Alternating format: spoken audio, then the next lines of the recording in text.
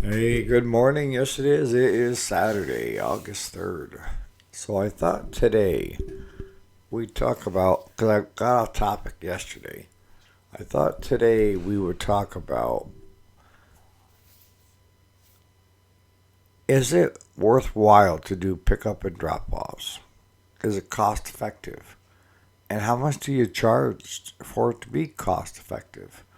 And I'm really going to be looking for some input from you guys as well that are in the business and are doing it. Are you doing it or not? All right, so stay tuned.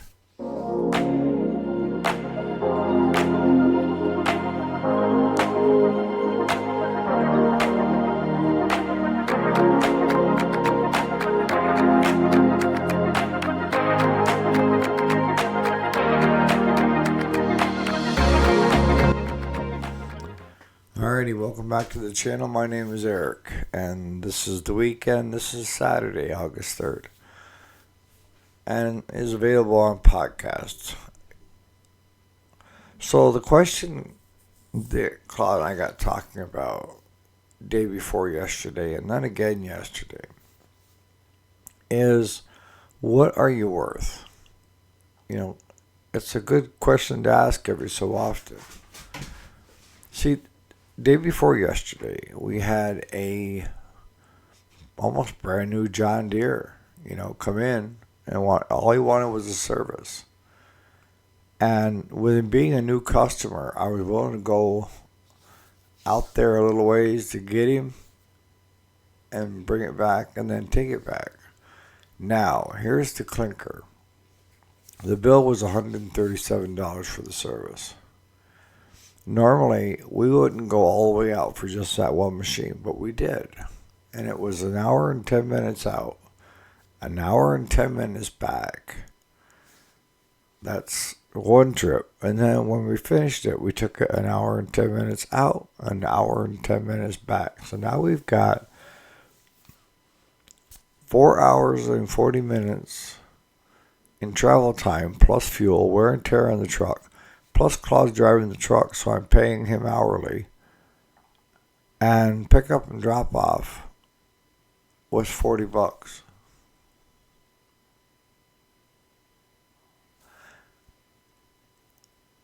It just don't make sense. Because normally what we do, I have a smaller trailer that you can put like two riders on and a couple push mowers on at the same time. Single axle. And then I got a tandem that you can put probably 7, 8 riders on it and quite a few push mowers. And then we have the fifth wheel that I hook behind the dually. And of course, that's a 16-foot bed. The tandem that I pull behind my pickup is an 18-foot bed. So they're pretty equivalent when it comes to what they can load, and handle. The difference is the bumper style 18-footer has got side rails all the way around it and a ramp that just flops down you can drive up on, right? Whereas my tandem,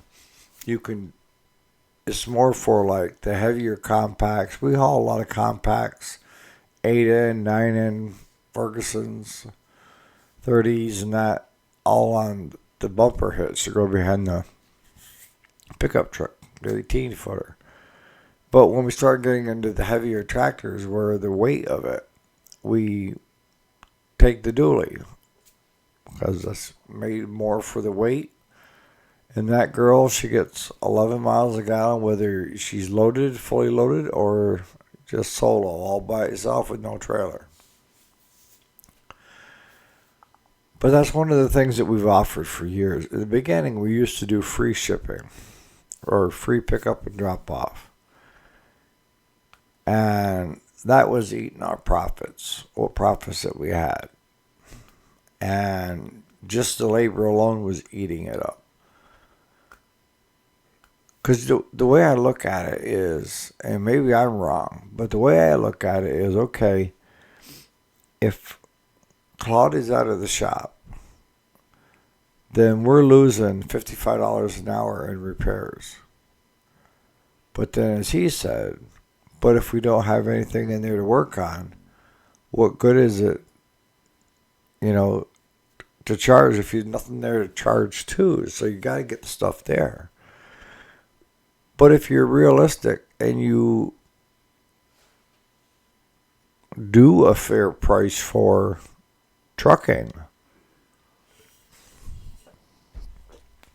that hour and 10-minute drive each direction twice should have been over $200. Should have been. I mean, that's what I charge when I'm trucking tractors for people, moving stuff for people. You know, it adds up. And fuel cost and labor. I mean, I will take a tractor from my neck of the woods 30 miles north and get paid $175 with a dually. But when you approach somebody that needs their lawnmower serviced and you present them with a bill of $170 already for just pick up and drop off twice, and they're thinking that a service should be around 150. Well, now it's 320, or 311 for the bill. There's got to be a happy medium. Now, I know a guy, his name is Eddie. Like my last name, Edie, but his name is Eddie. And he runs a boat repair business. He and his dad and his younger brother and some Amish work tearing down, blown engines or this, but they sell parts on eBay and they sell parts around the U.S., used parts, and they test it and everything. But he also has a repair shop there as well. And we had one of our customers have issues with his boat. And we tried getting Eddie to go out of the shop to go work on the boat in the water versus us bringing the boat to him. I said, Eric, I can't do it. I said, what do you mean you can't do it? He said, I've been down this road before. And he's younger than I am. So I've been down this road before. If I'm not here, that means we don't have billable hours going out every hour in the shop. That means there's someone that might not be there if the phone rings and they don't want to leave a message, but they want to repair a job. So you're losing time there. Then you're losing customers that call or show up with their boat, and you're not open because you're out running, gallivanting around the country. And he said, a 5-minute job on a boat could end up taking 2 days. You can't afford to lose 2 days in the shop of work. And you can't afford to lose a shutdown of 2 days during the week when people are bringing their boats there to get them serviced or nobody there to take them when they drop them off, so they take them back home again. And a lot of times they'll say, screw you, if you're not there, I'll take it somewhere else to get a service. And at the time, I thought he was, kind of, well, as long as you got enough customers, that's going to work, right, Eddie? But if you don't have enough customers, what do you got to do to get that customer base up there so that you have a good enough number? And he said that's the goal, is to get enough people coming, but you can't get enough people coming if you're not there. And Eddie didn't stop there. He's like, and then you never have, no matter how many tools you carry with you and think that you're going to need, you always forget something that you need. So you got to run all the way back to the shop to get a certain tool. And then comes the finale. You find the issue, diagnose the issue, but you don't have the part in stock. So now you got to order it. So what does that mean? That means you're going back to the shop, you got to order it, and that means you have another return trip out to that boat to put the part in it. But he said sometimes, we're just simply trying to diagnose something. It's a lot of henpecking with, an idiot, like I call them, but they're And I mean, it makes sense. That's why I thought I'd run it past you guys. If you don't have enough work at the shop, what's the trade-off? And one of the trade-offs has been us picking stuff up and then taking it back for customers, because most of my customers work during the day. They don't have a trailer. And, we've turned down a number of jobs where they wanted the work done at their location. And depending upon where we're going, like the trip to Plattsburgh, which is 115 miles one direction, we charged him, I want to say $300 and some dollars. It ended up being $800 to put a loader on his compact tractor. And it's because of the time. We didn't need to haul it anywhere. We just had to drive the truck.